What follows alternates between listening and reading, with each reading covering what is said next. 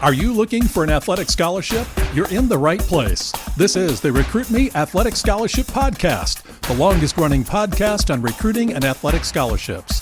We're here to help your family navigate the recruiting road all the way to an athletic scholarship.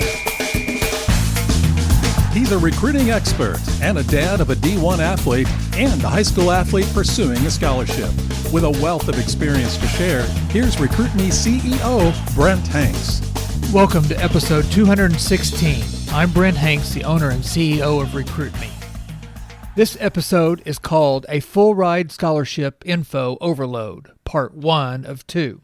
As I do some local Recruit Me seminars, I talk about scholarships and that very few student athletes get a full ride athletic scholarship.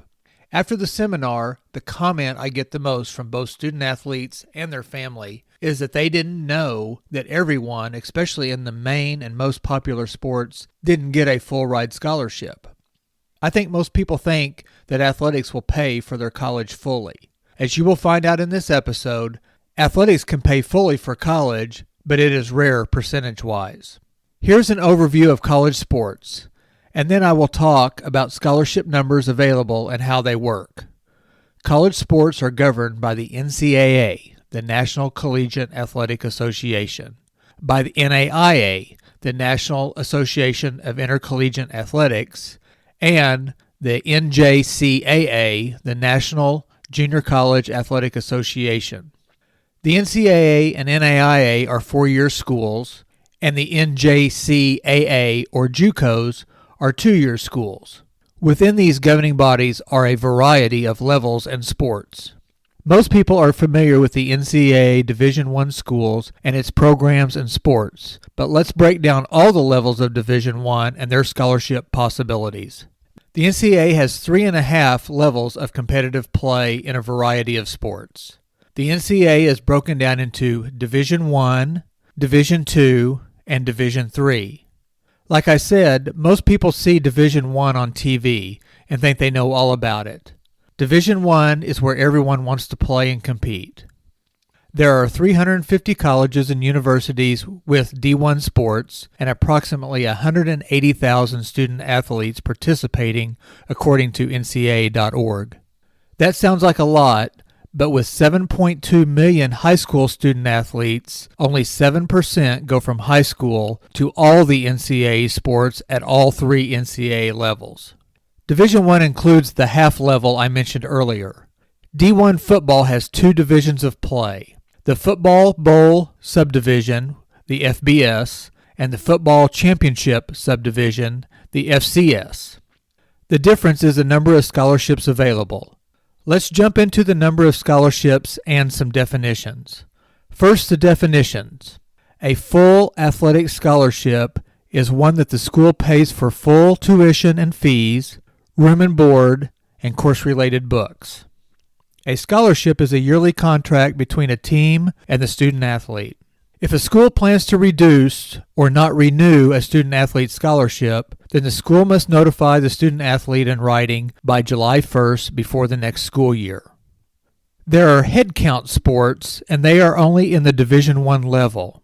A head count sport is a sport that always gives a full athletic scholarship or a full ride to a student athlete.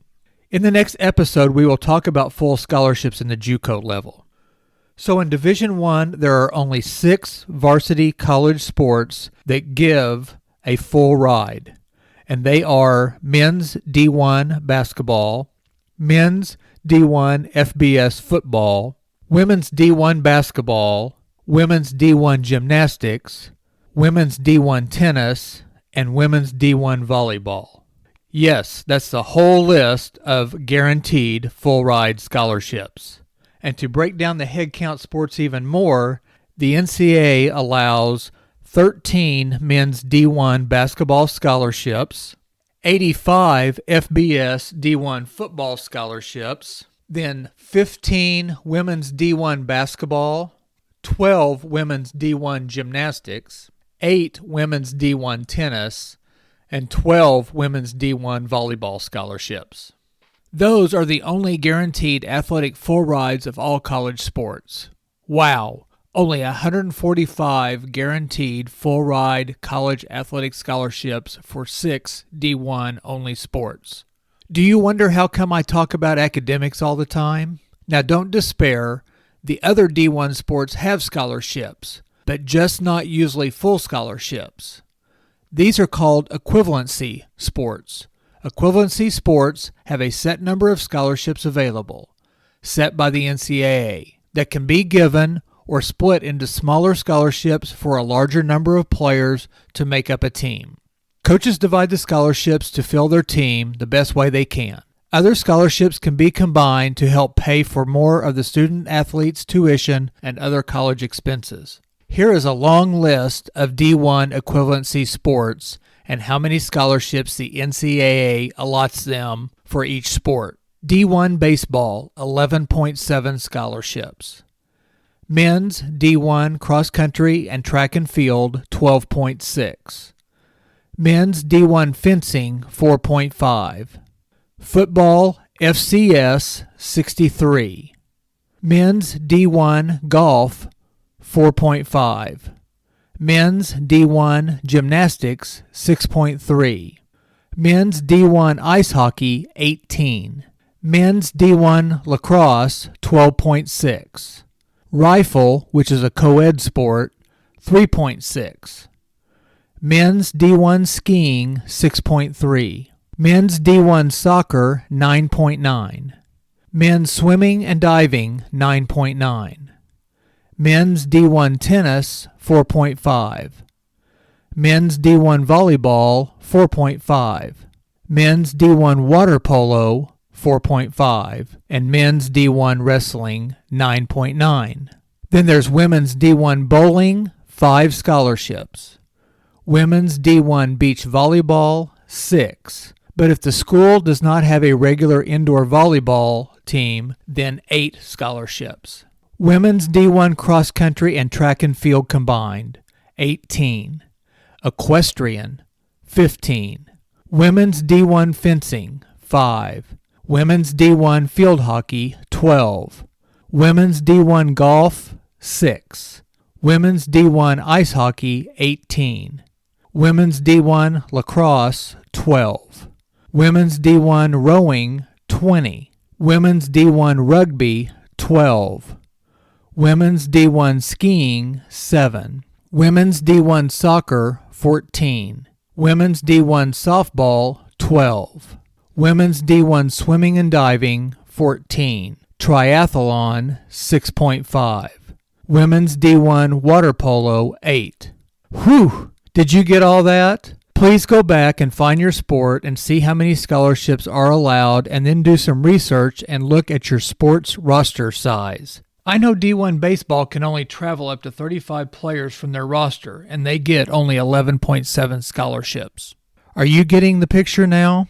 When someone says they are a scholarship athlete, they are probably not a full athletic scholarship. Also, a school or a conference may have a cap on the number of scholarships they give.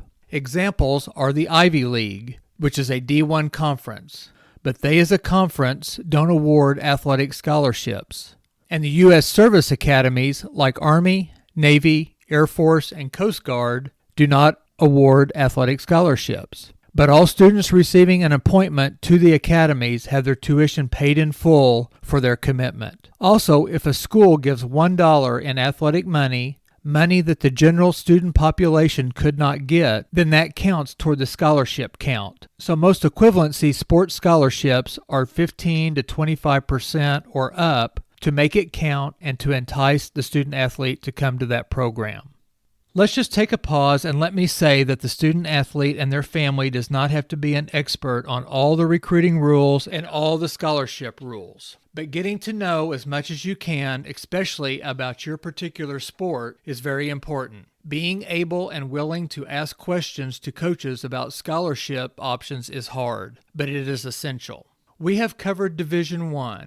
Now let's jump into the Division II level. Division II has more than 300 NCAA colleges and universities. There are over 120,000 student athletes that compete for 25 Division II various national championships. D1 has 26 national championships. The average percentage of the student body on campus at a D2 school that are student athletes is 10%. Division I's percentage is only 4% because the average enrollment in a D1 school is almost 9,000 total undergrad students, and the average D2 enrollment is 2,500 undergrads. These stats are provided by the NCAA.org website and show that Division II programs are a great option for a potential college student athlete. All D2 sports are equivalency sports. Again, meaning most sports get a limited number of full scholarship money that can be split up over a larger number of student athletes. So these split up or partial scholarships can be given along with academic, other grants, and scholarships. Let's go through the list of sports in the Division II level and how many scholarships are allotted to each sport by the NCAA. Division II baseball gets 9 scholarships. Division II men's basketball gets 10. Division II men's cross country and track and field 12.6. Division II men's fencing 4.5. Division II football 36. Division II men's golf 3.6. Division II men's gymnastics 5.4. Division II men's ice hockey 13.5. Division II men's lacrosse 10.8. Division II rifle, which is a co-ed sport, 3.6. Division II men's skiing 6.3. Division II men's soccer 9. Division II men's swimming and diving 8.1. Division II men's tennis 4.5. Division II men's volleyball 4.5. Division II men's water polo 4.5. And Division II men's wrestling 9. On the women's side for the Division II, the NCAA designates 10 scholarships for Division II women's basketball. Division II women's beach volleyball gets 5. Division II women's bowling 5. Division II women's cross country and track and field combined 12.6. Division II women's equestrian 15. Division II women's fencing 4.5. Division II women's field hockey 6.3. Division II women's golf 5.4. Division II women's gymnastics 6. Division II women's ice hockey 18. Division II women's lacrosse 9.9. Division II women's rowing 20. Division II women's rugby 12. Division II women's skiing 6.3. Division II women's soccer 9.9. Division II softball 7.2. Division II women's swimming and diving 8.1. Division II women's tennis 6. Division II women's triathlon 5. Division II women's volleyball 8. And Division II women's water polo 8. As you can see, NCAA Division II gives you a large number of opportunities to play. Division II can provide playing your sport at a high level in great facilities at high academic schools for a highly prized conference or national championship. Division II rosters are sometimes larger than the Division I roster. An example is D1 baseball. Average roster size is 36 players, according to NCAA.org. And a Division II baseball average roster size is 42. There may be less scholarships in Division II, but there also may be more player opportunities. I will continue to flood you with more NCAA Division I and NCAA Division II information in the next episode. I hope you can take this episode's information and create some questions and do some research. See the episode notes for links to all the athletic governing bodies we have talked about. Next week's episode will cover NCAA Division III, NAIA, and the junior college or JUCO level with stats and information. Recruit Me families can get a hold of me at brent@recruit-me.com. I would love to hear from anybody that is listening with questions or comments about the podcast. Make sure to check out the free Recruiting Power Pack. It is a must for every high school sports family. You get instant access to 3 resources by signing up at recruit-me.com. Be sure to check out the Recruit Me 3.0 at recruit-me.com/system. It's the new Recruit Me athletic scholarship system. Listen next Tuesday for another information-packed 15 minutes and part 2 of a full ride scholarship information overload.